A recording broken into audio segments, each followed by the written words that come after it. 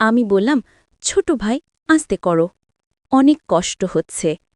তখন সে আমাকে সান্ত্বনা দিয়ে বলল, আপু, তুমি যদি একটু সাহস রাখো তাহলে আরও ভালোভাবে সামলাতে পারবে।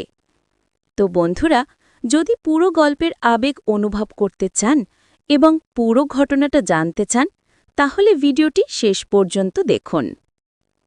আমার নাম রূপা। আমার বয়স ২৭ বছর। আমি এখনও অবিবাহিত। আমার ছোট ভাইয়ের নাম হৃদয়। হৃদয় ছোটবেলা থেকে অনেক দুষ্ট, কিন্তু এখন সে অনেক বড় হয়ে গেছে। সে এখন ক্লাস 9-এ পড়াশুনো করছে। আমি ভেবেছিলাম সে হয়তো বড় হওয়ার পর দুষ্টামি ছাড়বে, কিন্তু সে শুধু দুষ্টুমি নয়, দুষ্টুমির থেকেও বড় কিছু শিখেছে। একদিন দুপুরবেলা আমি গোসল করছিলাম। ভুলবশত দরজাটা বন্ধ করতে ভুলে গিয়েছিলাম। তখন বাসায় তেমন কেউ ছিল না। আমাদের বাসায় আমার মা, বাবা, আমার ছোট ভাই এবং আমি। আমরা 4 জন ছাড়া আর কেউ থাকে না। সেই দিন আমি গোসল করছিলাম তখন পুরো বাসায় শুধু মা ছিলেন। বাবা অফিসে গিয়েছিলেন, আর হৃদয় বাইরে খেলতে গিয়েছিল। সেদিনটি ছিল শুক্রবার। আমি গোসল করছিলাম, আর মনে হচ্ছিল পুরো বাসা একদম নিভৃতে।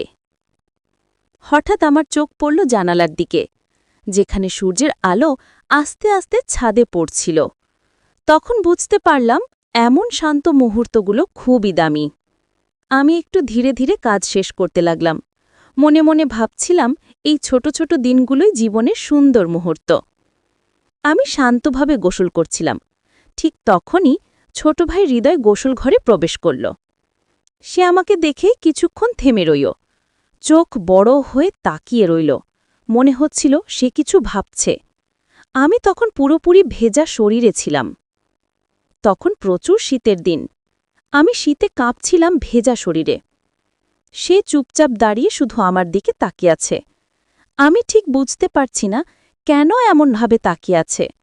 তার চোখে যেন একটি অদ্ভুত ভাব প্রকাশ পাচ্ছে, যা আমি সহজভাবে বোঝাতে পারব না। এভাবে কখনোই সে আমার দিকে তাকায়নি। আমি নিজেও অবাক, বুঝতে পারছি না হঠাৎ কেন সে এমনভাবে আচরণ করছে এবং তার উদ্দেশ্য কী। আমি হৃদয়ের দিকে তাকিয়ে বললাম, হৃদয়, তুমি এভাবে কেন শুধু দেখছ? তুমি তো সাধারণত আমার দিকে এমনভাবে তাকাতো না। এখন আমি গোসল করছি, হঠাৎ এসে এভাবে কেন আমার দিকে তাকাচ্ছ? তখন হৃদয় মুচকি হেসে বলল, আপু, হঠাৎ তোমাকে এমন অবস্থায় দেখে আমি অবাক হয়ে গিয়েছিলাম। আমি কখনো এমনভাবে তোমাকে দেখিনি, এজন্যই আমি কিছুক্ষণ চুপ হয়ে গিয়েছিলাম। হৃদয়ের চোখে তখনও এক অদ্ভুত ঝিলিক। মনে হচ্ছিল সে যেন ভেতরে ভেতরে কোনো রহস্য লুকিয়ে রাখছে। আমি কাঁপতে কাঁপতে জিজ্ঞেস করলাম, কি ব্যাপার? এমন কি হলো যে তুমি হঠাৎ এত চুপ হয়ে গেলে? সে মৃদু হাসি দিয়ে উত্তর দিল, না আপু, এখনই বলার সময় হয়নি। একদিন সবকিছু তুমি নিজেই বুঝে যাবে। আমি তার এই অদ্ভুত আচরণ দেখে আরও কৌতূহল অনুভব করলাম। মনে হলো হৃদয় কিছু একটা দেখেছে বা বুঝতে চাচ্ছে, যা সে এখনই প্রকাশ করতে চাইছে না। আমি চুপচাপ দাঁড়িয়ে রইলাম, ভাবতে লাগলাম হৃদয় ঠিক কী ভাবছে। তার চোখে সেই রহস্যময় ঝিলিক আমাকে আরও আগ্রহী করে তুলল, যেন আমিও জানতে চাই এই ছোট্ট মুহূর্তের মধ্যে সে কি লুকিয়ে রেখেছে। আমি তখন একটু বিরক্ত হয়ে নরম গলায় বললাম, হৃদয়, তুমি এতক্ষণ ধরে দাঁড়িয়ে আছো, আমার অস্বস্তি লাগছে। আমি তো এখন গোসল করছি। তুমি এখন যাও, পরে যদি কিছু বলার থাকে তখন বলবে। তুমি যতক্ষণ এভাবে তাকিয়ে আছো আমার কেমন অদ্ভুত লাগছে। আমি বলেই আবার নিজের কাজে মন দিলাম, কিন্তু মনে মনে ভাবতে লাগলাম হৃদয় আসলে কেন এতক্ষণ ধরে দাঁড়িয়েছিল। তার চোখের সেই রহস্যময় দৃষ্টি আমার ভেতরে অজানা এক প্রশ্ন রেখে গেল। গোসল শেষ করার পর আমি আমার কাপড়গুলো ধুয়ে ছাদে নিয়ে গেলাম। যখন সেখানে কাপড় নেড়ে দিতে শুরু করলাম, হঠাৎ দেখি হৃদয় সেখানে দাঁড়িয়ে আছে। আমি তখন একটু বিস্মিত হলেও শান্তভাবে কাজ চালালাম। তখন সে কাছে এসে বলল, আপু, আমি একটু সাহায্য করি, তাহলে তোমার জন্য সহজ হবে। তারপর সে আমার হাত থেকে কাপড়গুলো নিয়ে আমাকে সাহায্য করল। আমরা একসাথে কাপড় নেড়ে দিলাম। আমি লক্ষ্য করছিলাম, যখন আমি কাপড়গুলো বালতিতে করে ছাদে নিয়ে যাচ্ছিলাম, তখন হৃদয় আমার দিকে একটি অদ্ভুত দৃষ্টিতে তাকাচ্ছিল। তার তাকানোর ভঙ্গিটা অন্যরকম, যেমন কিছু ভাবছে কিন্তু প্রকাশ করছে না। আমি ঠিক বুঝতে পারছিলাম না সে কেন এমনভাবে আমার দিকে তাকিয়ে আছে। তারপর যখন সে কাপড় নাড়াতে সাহায্য করতে নিল, তখনও তার চোখে সেই একই ভঙ্গিটা একদম একই রকম ছিল। মনে হচ্ছিল সে কেবল দেখছে আর শিখছে, আর সেই ছোট্ট মুহূর্তগুলো আমাদের মধ্যে একটি অনন্য কৌতূহল তৈরি করছে। রাতের বেলায় যখন আমরা দুজন ঘুমোতে যাচ্ছিলাম, তখন হৃদয় হঠাৎ আমাকে একটা প্রশ্ন করল, আপু, তুমি কি কারো সঙ্গে রিলেশন করো? তুমি কি কখনো কারো সঙ্গে প্রেম করেছ? আমি নিজেও অবাক হয়ে গেলাম। এতদিন সে কখনো এই ধরনের প্রশ্ন করত না, আর আজ হঠাৎ এমন জিজ্ঞেস করল। দুপুরবেলায় গোসল করার সময় তার অদ্ভুত আচরণ, তারপর কাপড় নিয়ে যাওয়ার সময় তার মনোযোগ, সব মিলিয়ে আমি ভাবছিলাম সে আসলে কি চাচ্ছে। আমি শান্তভাবে এবং সুন্দরভাবে উত্তর দিলাম, না হৃদয়, আমি কারো সঙ্গে রিলেশন করি না, প্রেমও করি না। এখন আমার এই ধরনের কোনো চিন্তা নেই। বর্তমানে আমি পড়াশোনা নিয়ে খুব ব্যস্ত। তো বন্ধুরা, রাতের বেলায় আমরা দুজন আলাদা পাশে ঘুমানোর জন্য প্রস্তুত হলাম। আমি পাশে মোবাইলে ব্যস্ত ছিলাম, আর হৃদয় পাশেই শুয়ে নীরবভাবে ছিল। হঠাৎ আমি লক্ষ্য করলাম খাটে হালকা নড়াচড়া হচ্ছে, শুধু ছোট ছোট শব্দ, যা যেন স্বাভাবিকভাবে শুয়ে থাকার সময় হতে পারে। আমি ভেবেছি হয়তো খাটের ফাঁক বা নরম সিটের কারণে এমন হচ্ছে। আমি আবার মোবাইল টিপতে শুরু করলাম।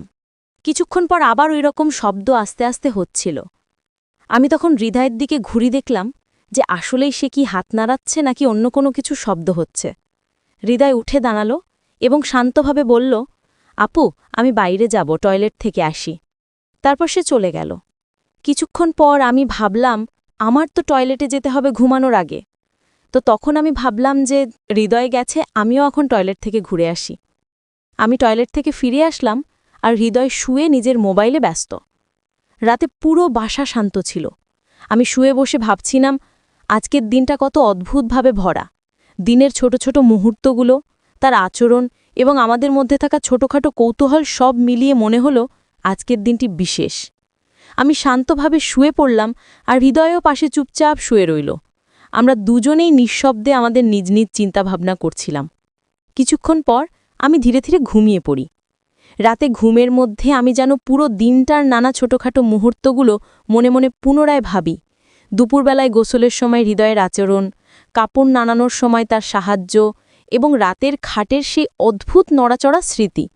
মনে হচ্ছিল আজকের দিনটা শুধু সাধারণ কোনো দিন নয়, বরং আমাদের মধ্যে ছোট্ট রহস্য এবং অদ্ভুত কৌতূহলের এক বিশেষ অধ্যায়। যখন আমি গভীরভাবে ঘুমিয়ে পড়ি, তখনও হৃদয় তার মোবাইল নিয়ে ব্যস্ত ছিল।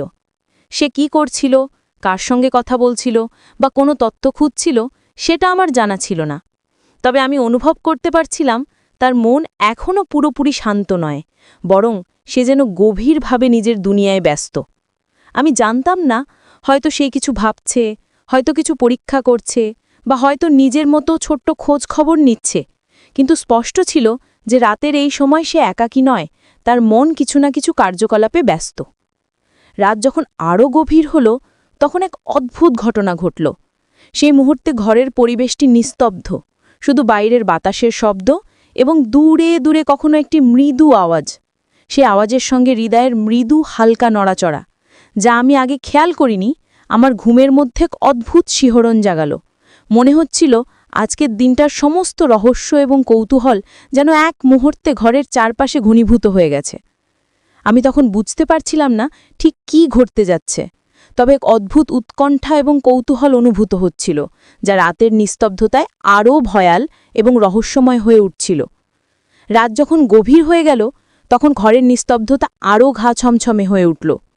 আমি ঘুমের মধ্যে হঠাৎ কিছু অদ্ভুত অনুভব করলাম।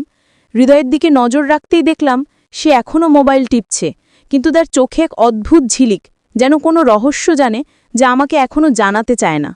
সে হালকা নড়াচড়া করছে, যেন ঘরে কেউ আছে, অথচ ঘর পুরোপুরি খালি। আমি স্বপ্নের মতো অর্ধচেতন অবস্থায় শুধু তাকিয়ে রইলাম, আর মনের মধ্যে অজানা একটি উৎকণ্ঠা জন্ম নিল। হঠাৎ মনে হলো ঘরের বাতাস বদলে যাচ্ছে। প্রতিটি শব্দ, প্রতিটি নড়াচড়া যেন স্বাভাবিক নয়, বরং কিছু না কিছু ঘটতে চলেছে। এক ধরনের অদ্ভুত শক্তি ঘরে প্রবেশ করেছে। হৃদয় একসময় দাঁড়িয়ে মোবাইলের আলোতে তার মুখের রং পরিবর্তিত হচ্ছে। তার চোখের দৃষ্টিটা এত গভীর যে আমি এক মুহূর্তের জন্য বুঝতে পারলাম না সে কি ভাবছে, ভয়ের না কৌতূহলের, আনন্দের না রহস্যের। আমি ধীরে ধীরে শরীর নাড়ালাম, কিন্তু হঠাৎ দেখলাম হৃদয় উঠে দাঁড়িয়েছে। সে কিছু বলল না, শুধু আমার দিকে তাকিয়ে আছড়ে পড়ল চোখের গভীর এক রহস্যময় দৃষ্টি।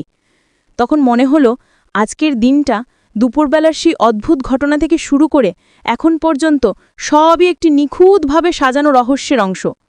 আমার ভিতরে এক অজানা উত্তেজনা জন্ম নিল, একদিকে ভয় আর একদিকে কৌতূহল। আমি বুঝতে পারছিলাম হৃদয় কিছু জানে, কিন্তু আমাকে এখনো জানাননি।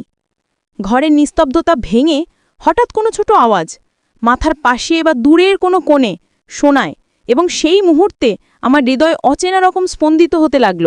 মনে হলো রাতের এই সময়, এই মুহূর্তগুলোতে কিছু এমন ঘটছে যা আমি স্বাভাবিকভাবে বুঝব না। ঘুম আর জাগরণ, বাস্তব আর কল্পনার সীমানা যেন মিলেমিশে গেছে। পরের রাত এলো এবং ঘরের নিস্তব্ধতা যেন আরও গভীর হয়ে গেছে। দিনের আলো তখন দূরে, আর ঘরের কোণগুলো ছায়ার খেলায় ঢেকে গেছে। আমি শুয়েছিলাম, কিন্তু মন ভীষণ অস্থির। হৃদয় পাশেই শুয়েছিল, কিন্তু তার নিঃশব্দ উপস্থিতিও আজও কৌতূহল এবং রহস্য দিয়ে ভরা। রাতের মধ্যভাগে হঠাৎ মনে হলো কেউ ধীরে ধীরে খাটে নড়াচড়া করছে। আমি চোখ খোলার চেষ্টা করলাম, কিন্তু অর্ধচেতন অবস্থায় চোখে শুধু হৃদয়ের ছায়া। সে এবার মোবাইল টিপছে না, বরং এক অদ্ভুতভাবে খাটের দিকে হাত নাড়াচ্ছে, যেন কিছু পরীক্ষা করছে। আমি কিছু বলিনি, শুধু দেখছি। হৃদয়ের চোখে রহস্যময়ী এক অদ্ভুত জলজলে আলো, যা আমাকে ভেতরের গভীর কৌতূহলে ঠেলে দেয়। কিছুক্ষণ পর সে হঠাৎ উঠে দাঁড়ালো। তার হাত অদ্ভুতভাবে নড়াচড়া করছে, আর ঘরের মধ্যে বাতাসে একটি অদ্ভুত শীতলতা ছড়ালো। মনে হলো রাতের এই মুহূর্তে কিছু পরিবর্তন ঘটতে চলেছে, কিছু যা দিনের আলোয় কখনো সম্ভব নয়। আমি ভীত এবং আগ্রহী, দুটি অনুভূতি একসাথে লড়ছে।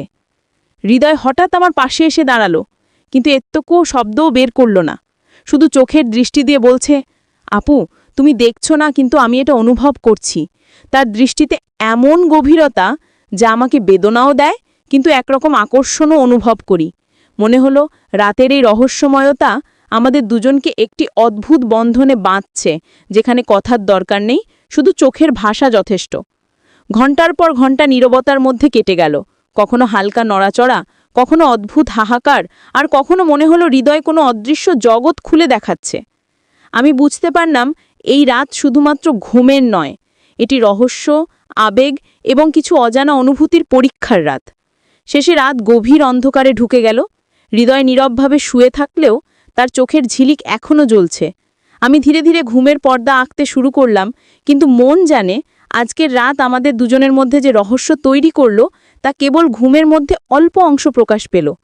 আরও গভীর কিছু বাকি আছে, কিছু যা পরের দিন, পরের রাত এবং পরবর্তী মুহূর্তে ধীরে ধীরে উদ্ঘাটিত হবে। তো বন্ধুরা, গল্পটি এখানেই শেষ নয়, এর পরে আরও অনেক কিছু ঘটেছে, সেটা আপনাদের দ্বিতীয় পর্বে বলবো। যদি আপনারা দ্বিতীয় পর্ব পেতে চান, অবশ্যই এই চ্যানেলটি সাবস্ক্রাইব করে পাশে থাকা অল নোটিফিকেশন অন করে রাখবেন। তার আগে থেকে যারা সাবস্ক্রাইব করে রেখেছেন, আপনাদেরকে জানাচ্ছি অসংখ্য ধন্যবাদ।